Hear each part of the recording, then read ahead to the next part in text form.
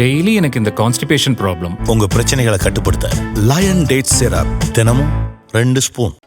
தூத்துக்குடியில் புதுமை பெண் திட்ட விரிவாக்கத்தை தொடங்கி வைத்து முதலமைச்சர் மு க ஸ்டாலின் உரையாற்றி வருகிறார். அந்த காட்சிகளை பார்க்கலாம். வன்மம் பிடிச்ச ஸ்டாக் பெண்கள்னா வீட்டில தான் இருக்கணும், கடைசி வர ஒருத்தரை சார்ந்து இருக்கணும்னு மனுவாத சிந்தனைய இந்த காலத்திலையும் பேசிட்டு திரிகிற எக்ஸ்பிரையான ஸ்டாக் அது. அப்படிப்பட்டவங்கிட்ட இருந்து தப்பிச்சு இன்னைக்கு தமிழ்நாட்டு பெண்கள் இந்தியாவிலேயே டாப்பாக இருக்கீங்க. மார்க் வாங்கறதுல தமிழ்நாட்டு பொண்ணுங்க டாப். நாட்டிலேயே உயர் கல்வியில அதிகமாக சேர்றதுலயும் நீங்க தான் டாப். அப்படி உயர்கல்வியை முடிச்சு வேலைக்கு போறதுலயும் இந்தியாவிலேயே நம்ம தமிழ்நாட்டு பொண்ணுங்க தான் டாப்.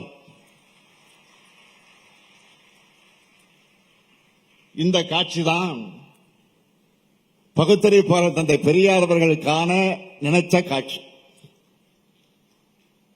ஒவ்வொரு குடும்பத்தில் இருக்கக்கூடிய பெண்களும் கல்லூரியில படிச்சு நல்ல வேலையில சேர்ந்து யாரையும் எதிர்பார்க்காம தங்களுடைய சொந்த பொருளாதார வளத்தோடு இருக்கணும்னு கருதியவர் தந்தை பெரியார். அது அவரது கனவு. மூடப்பட்டிருந்த கல்வி கதவுகள் திறக்கப்பட்டு நாம் எல்லாம் கல்விச்சாலைகளுக்கு வர தொடங்கினப்போ தந்தை பெரியார் என்ன சொன்னார் தெரியுமா? பெருந்தலைவர் காமராஜர் கல்வி கண்ணை திறந்தார். கலைஞர்களது ஆட்சியை எழுந்து நடக்க வைக்கணும்னு சொன்னார். இன்னைக்கு இந்த நிகழ்ச்சியை கல்வி கண் திறந்த பெருந்தலைவர் காமராஜர் அவர்கள் பெயரால் அமைந்திருக்கக்கூடிய இந்த கல்லூரியில் நடக்கிறது மிக மிக பெருமைக்குரியது, மகிழ்ச்சிக்குரியது.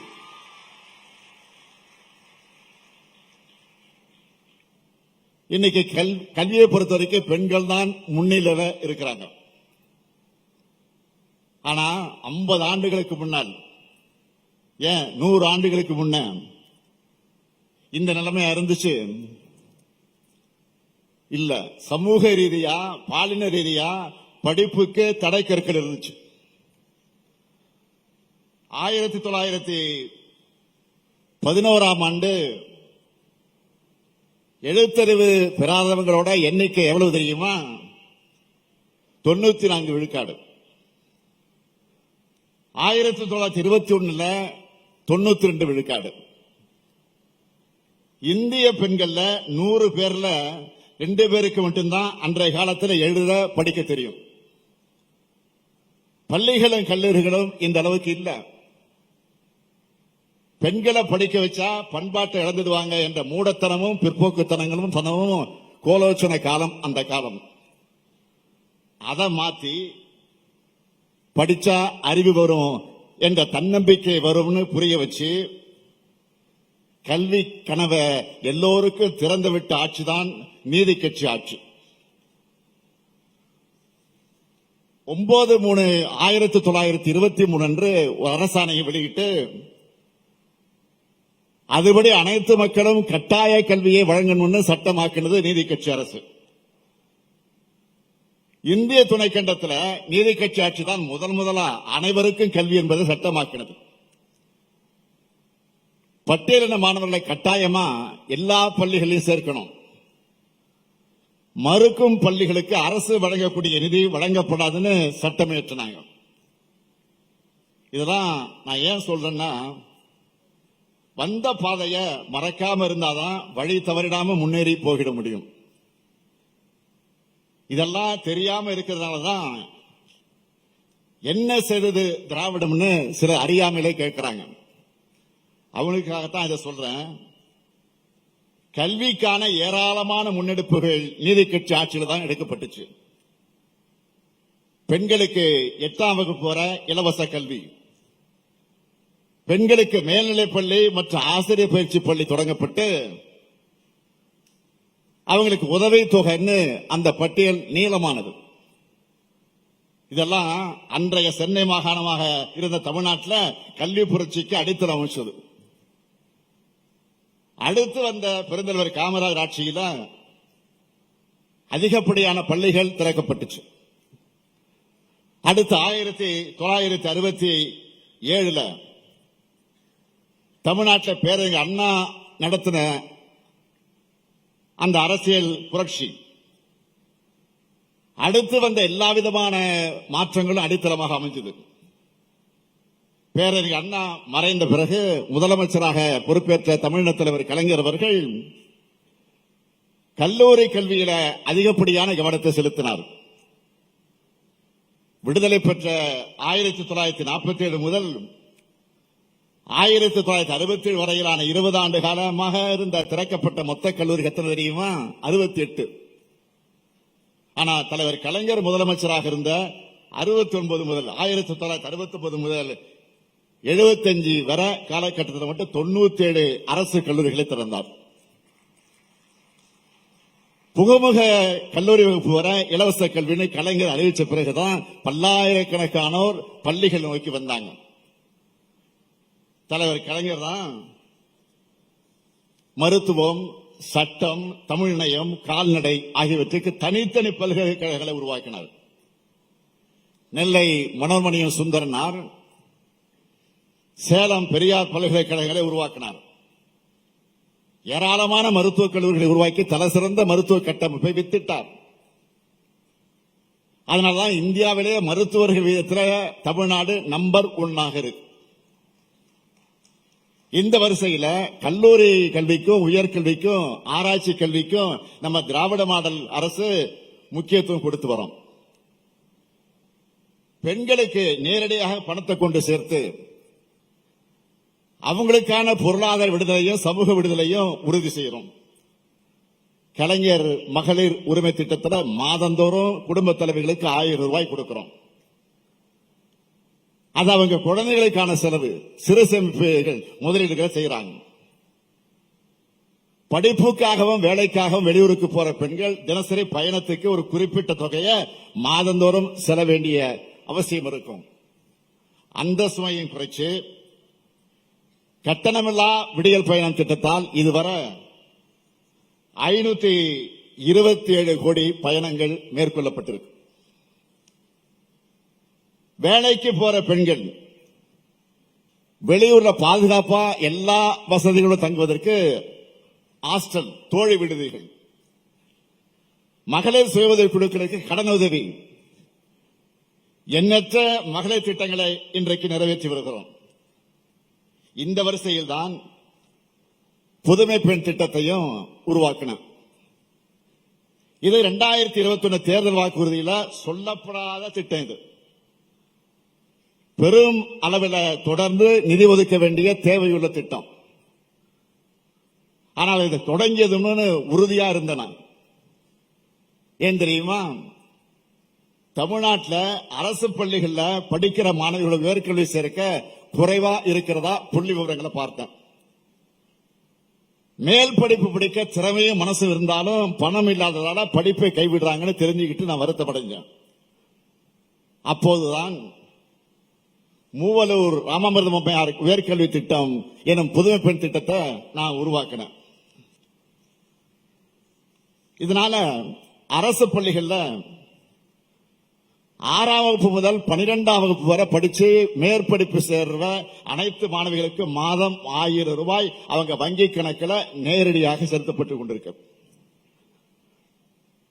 முதற்கட்டமா 5/9/2022 வடசென்னை பாரதி மகளிர் கல்லூரியிலும், 2ஆம் கட்டமா 8/2/2023 திருவள்ளூர் பட்டாபிராமத்திலும் அங்க இருக்கக்கூடிய கல்லூரியில இதை துவக்கி வச்சேன். புதுமை பெண் திட்டம் தொடங்கின காலத்திலிருந்து இப்ப வரைக்கும் கலை, அறிவியல், பொறியியல், தொழிற்படிப்பு, மருத்துவக் கல்லூரியில் படிக்கிற மாணவிகள் உட்பட சுமார் 4,25,000 மாணவிகள் பயனடைந்திருக்கிறாங்க.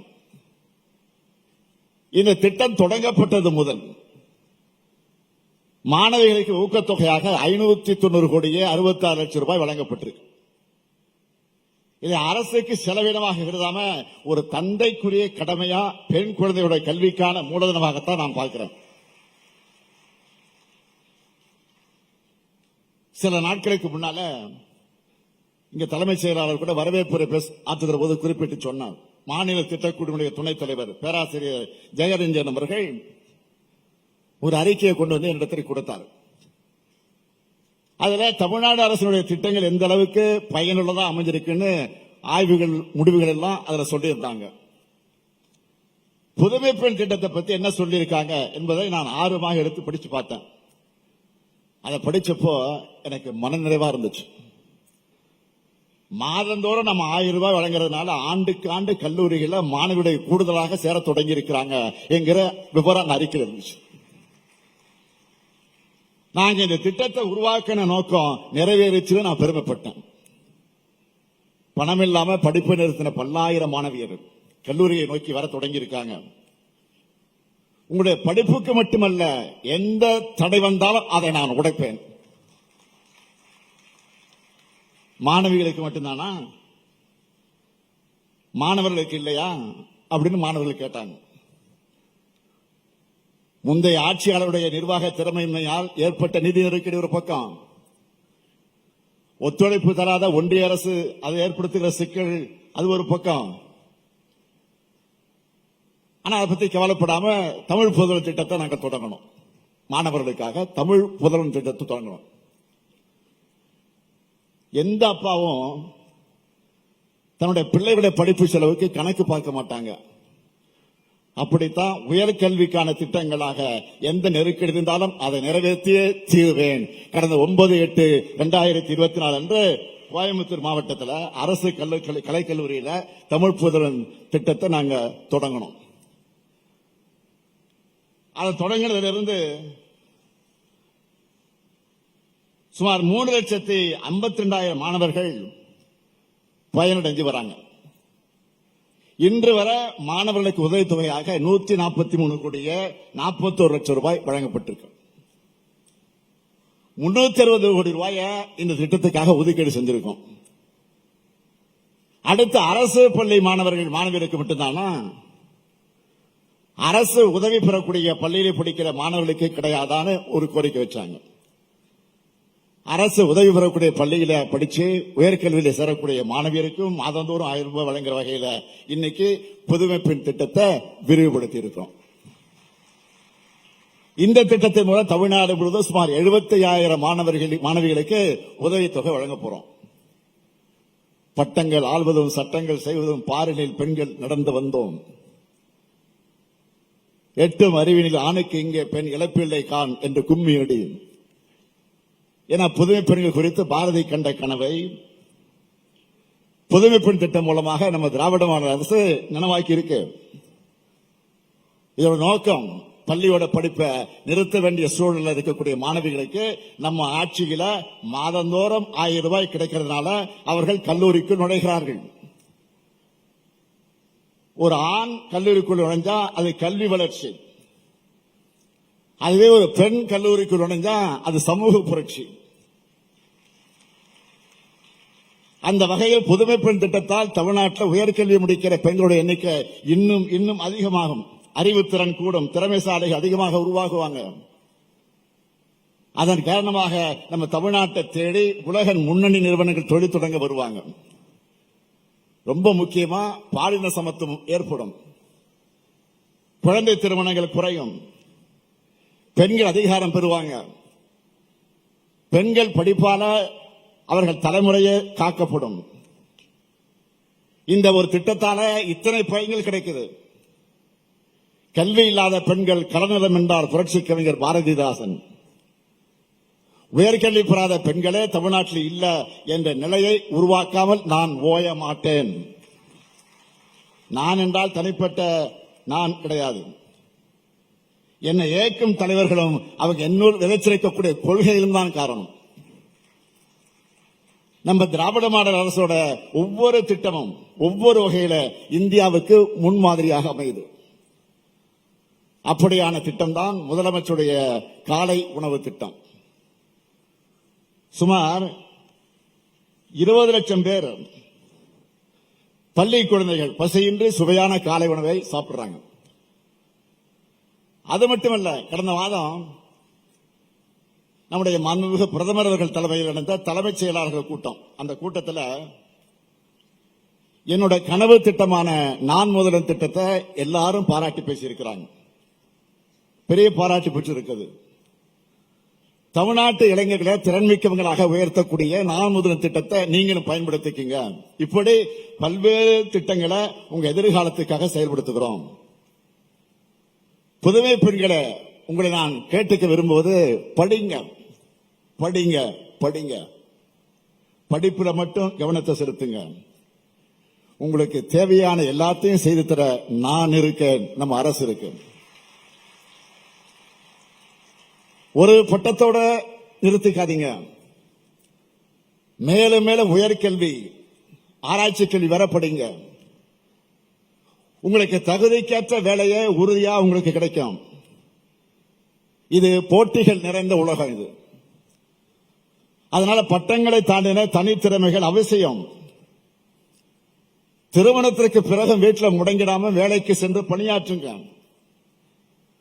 உங்க கல்வி உங்களுக்கு உங்க குடும்பத்துக்கு மட்டும் பயன் தரக்கூடியதா இருக்கக்கூடாது. சமூகம் உங்களால் பயனடைய அளவுக்கு நீங்கள் உயரங்களை அடையணும். இன்று 1000 ரூபாய் பெறக்கூடிய நீங்கள் நாளை உங்களைப் போல பலருக்கு உதவணும், வழிகாட்டணும். நீங்க என்னைக்காவது என்னை சந்திச்சு புதுமை பெண் திட்டத்தால பயன்பெற்ற நான் இப்ப இந்த நிலையில இருக்கிறேன்னு சொன்னா அதுதான் எனக்கு பெரும் மகிழ்ச்சி, எனக்கு பெரிய பெருமை. என்னுடைய காலத்துக்கு பிறகும் என் பெயர் சொல்லும் பிள்ளைகள் நீங்கள் எல்லாம் இருக்கணும்.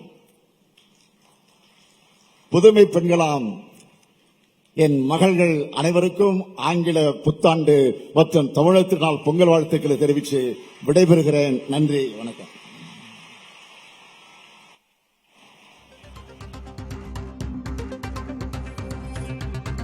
புதுமை பெண் திட்டத்தின் விரிவாக்கத்தை முதலமைச்சர் மு.க.ஸ்டாலின் தூத்துக்குடியில் தொடங்கி வைத்து பேசினார். அப்போது இந்தியாவிலேயே தமிழ்நாட்டில்தான் உயர்கல்வி பயிலும் பெண்களும் வேலைக்கு செல்லும் பெண்களும் அதிகம் என குறிப்பிட்டிருக்கிறார்.